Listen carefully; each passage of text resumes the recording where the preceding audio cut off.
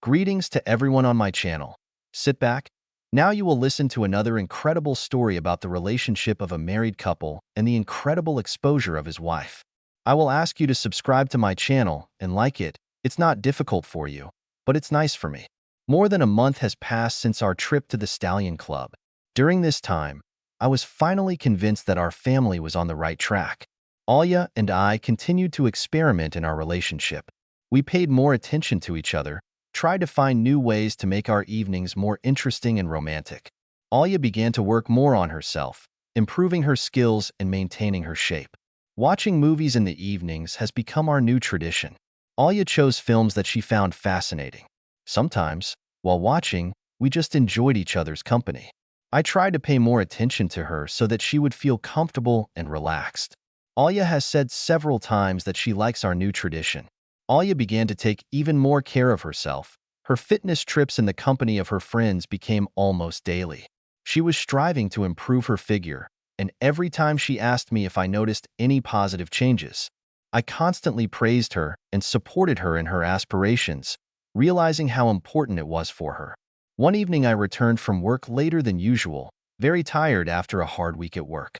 I went into the house and called Olga, but she did not answer. I realized that she was probably on the second floor and went up to the bedroom. Alia was lying on the bed, dressed in her best underwear. When she saw me, she smiled mysteriously and motioned for me to join her.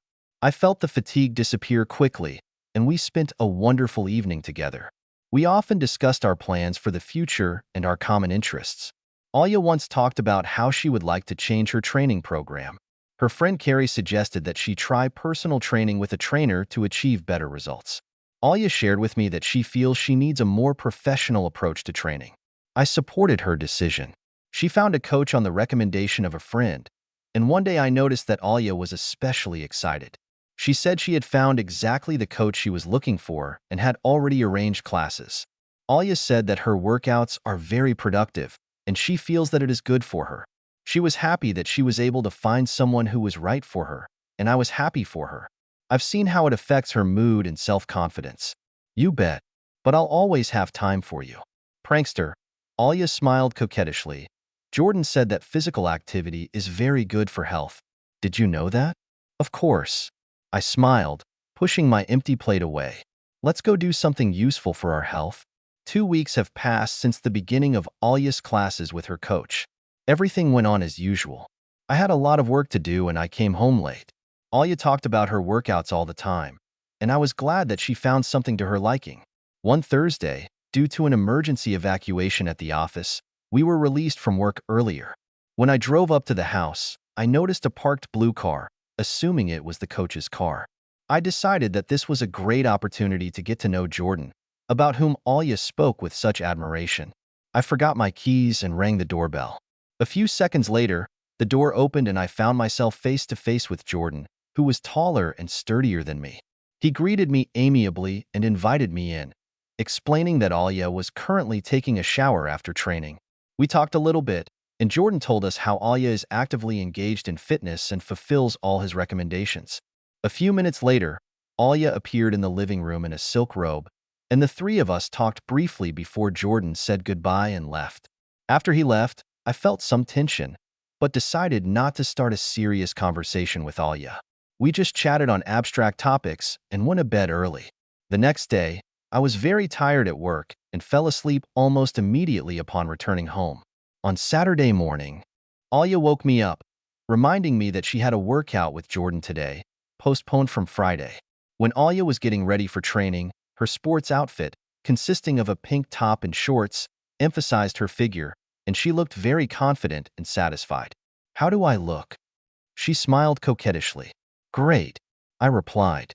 The doorbell interrupted us. Alia went to open the door, and Jordan came in. After a short greeting, they left to study, and I decided not to disturb them, so I turned on the TV. However, the thoughts of Ali's training haunted me, and I went to the study room. The door was ajar, and I saw Alia squatting with a pancake from a barbell, and Jordan was helping her with an exercise. They talked sweetly about different topics, and at some point Alia mentioned that their lives had not been so rich and diverse before. Jordan kept the conversation going, and then the training continued in a calm, working atmosphere. Yes, Olga said uncertainly. Probably. I can tell by your voice that you're not entirely sure. You see, Alya finished the squat and put the pancake on the floor. I don't even know if I can share it with you. Alya, Jordan said seriously, I'm your personal trainer. You can trust me. All right. Just please don't tell anyone. Not a word. We have it. She hesitated a little. One problem. Is there a problem? Which one exactly? Well, I think I could be happier if some moments in our personal life were different, admitted Alya. I understand. It may not be easy, Jordan said, but don't get upset. There are many ways to improve a relationship. Yes?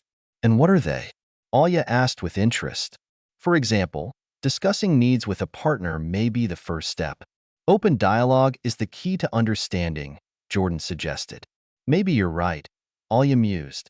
After finishing the workout, Alya and Jordan said goodbye, and I returned to the living room.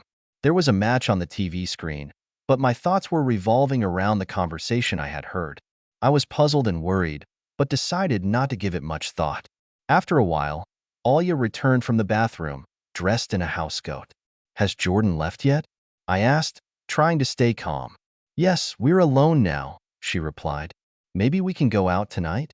I suggested, wanting to distract myself from my thoughts. Okay, come on, she replied calmly. While Alya was in the store, I dozed off a little. When I woke up, I felt better. I knew that we had difficulties, but I could see that she loved me and wanted everything to be fine with us. It lifted my spirits. After lunch, we decided to spend the evening watching a movie. Alya chose a film that, according to her, was supposed to surprise me. When we started watching, the plot of the film quickly turned out to be unusual. The story developed around a family that hires a gardener, and then the husband leaves for work, leaving his wife alone. The gardener turned out to be tall and athletic, and soon their relationship began to develop on screen. Alya seemed to be fascinated by the plot, and I noticed her interest. We continued to watch the movie, and I gradually immersed myself in what was happening on the screen, but I felt a little embarrassed. After the movie ended, we just talked and soon went to bed.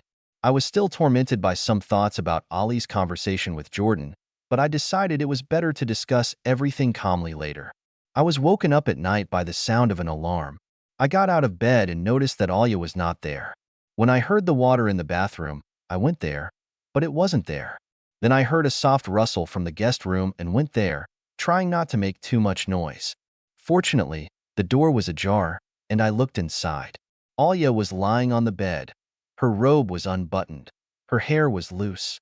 She looked relaxed and focused. There was something big and dark in her hand that I couldn't make out at first. Looking closer, I realized that it was an adult toy. Alya used it quite actively, but she didn't notice me because she was completely absorbed in what was happening. She continued to talk to herself, expressing her thoughts and fantasies. Her eyes were fixed on the table in front of the bed, where, as I noticed, the laptop was open. I felt embarrassed and hurried out of the room, not wanting to watch this anymore.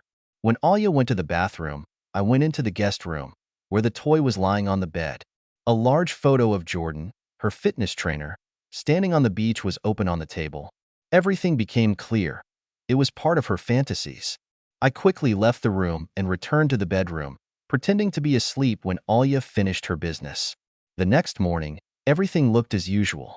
Alya behaved calmly and carefully, cooking breakfast for me and happily chatting. Sunday turned out to be sunny, and we decided to spend it outdoors. We walked around the park, fed the swans, and took some pictures for ourselves and social media. At lunch, Alya started a conversation about fitness. I feel incredibly light, Andriusha, she said joyfully. I feel very good physically right now. I haven't felt so confident in my body for a long time. I'm happy for you, I said. I want you to always be happy. Thank you, I really appreciate it, she replied. We continued to discuss plans for the day, and Alya suggested going to the pool. I was surprised at first, but then I agreed. We returned home to pack our things, and after a while we headed to the wellness center. When we got to the pool, I saw why Alya wanted to come here so much. Her coach Jordan was there, standing by the side and watching the people. Alya happily approached him. Hi, Jordan, she said, approaching. Alya? Hi. How unexpected to meet you here, he replied. I came over and greeted him too, exchanging a few polite words with him. But I couldn't help but notice that Alia and Jordan were looking at each other with obvious admiration. Darling, let's go swimming, I suggested to distract attention.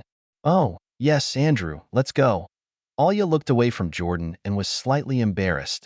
I'll join you soon if you don't mind, Jordan said. My shift ends in 20 minutes. We'll be glad to, I replied. For about half an hour, Alia and I had a great time in the pool, competing in swimming and diving into the depths. Finally, Jordan joined us. With his appearance, all of Alia's attention turned to him.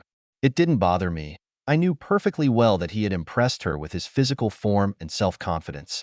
Saying that I felt cold, I got out of the water and went to the sauna, leaving Alia in Jordan's company. I stayed in the sauna for only 10 minutes, as my thoughts kept returning to the pool. What's going on there? I thought. Unable to stand it, I decided to go back. Alia was clearly doing some exercises in the water. She was moving her legs vigorously, and Jordan was talking to her. They were laughing merrily. Deciding not to interfere, I sat down on a bench nearby and watched. They talked and continued to spend time together. I didn't want to interrupt their conversation, so I stayed at a distance. When they came out of the pool, I noticed that Alia was embarrassed and blushing a little, but they both looked quite at ease. They headed towards the sauna, and I followed them. The three of us sat in the sauna and talked about different topics. Alia pulled back a little when I joined them, and we spent the rest of the time quietly. Later we returned home. The sun had already set, and the streets were illuminated by lanterns. When we entered the house, Alia suddenly came up to me and kissed me gently. It was just the two of us, and I felt that she was glad to be back home. The evening passed in a calm atmosphere. The next day, I had to face unexpected news. My boss called me in and informed me that I was being sent on a 9-day business trip to Vancouver. The task was important, to conclude several major deals and attend the conference. On the one hand, I was glad to be trusted, but on the other hand, I realized that my plans for time with Alia were falling apart. When I told Alia about the business trip, she was a little upset, but quickly pulled herself together and began to help me pack my things. I flew out on Wednesday evening, and she accompanied me all the way to the airport. Come back soon, I'll miss you, she said when we said goodbye. I was very busy in Vancouver. The days were spent in negotiations, meetings, and dinners with partners. Alia and I often talked on the phone or in messengers. Her support was important to me during this period. One evening, when I returned to the hotel after another difficult day, we decided to call on Skype. Alia always tried to support me, and our conversations made the days brighter. The business trip was coming to an end, and I suddenly found out that I would be able to return a day earlier than planned. I decided to surprise Ol and didn't tell her about it. On Thursday morning, I was on my way home, and by evening I got to Toronto. When I got to the house, I noticed Jordan's car. It surprised me, but I decided not to pay attention to it. Maybe they were just talking, or Jordan stopped by on some business. When I entered the house, I noticed clothes scattered on the stairs and heard quiet voices from the bedroom. Jordan was standing right in front of the door, by the large mirror. He was dressed, but he looked confident. Alia stood next to him, slightly nervous, but with a smile.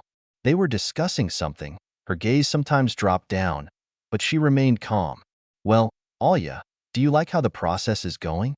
Jordan asked with a good-natured smile. Yes, everything is fine, Olga answered quietly, continuing to look at his reflection in the mirror. Jordan looked at her and said calmly, I'm sure it will be interesting for you to continue. You're doing well. I entered the room, noticing their friendly conversation, and joined the conversation. Alia looked at me, slightly confused, but pleased with the way the situation was developing. We continued to talk, discussing plans for the evening and how to spend time together. No, was all Alia could say. I walked around the bed and joined him from behind. Our relationship didn't include many things, so the situation was new and unexpected. Alia looked lost in her feelings. Do you like it? I asked quietly, trying to understand her emotions. She didn't answer, but I could tell by the look in her eyes that everything was fine. Alia's partner was completely focused on her at that moment, and they seemed to be one. The situation was so unusual that it seemed like time had stopped. We were in some other dimension, where there was only this moment. After a while, he paused and suggested that Old change his activity, adding, "I'll be done soon," and she obediently complied with his request. Alya looked tired, but her eyes were shining with emotion. She knelt down and continued to interact without raising her head. The atmosphere in the room was heated to the limit, but none of us spoke loud words. We were just in the moment.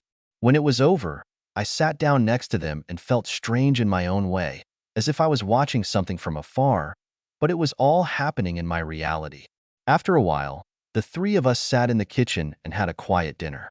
Our lives returned to normal, as if everything that happened earlier was some kind of dream. The conversations were mundane, about nutrition, about life. There were no special hints about the recent event. It seemed like an ordinary evening when we invited Coach Ali to dinner. When night fell, Jordan stayed with us.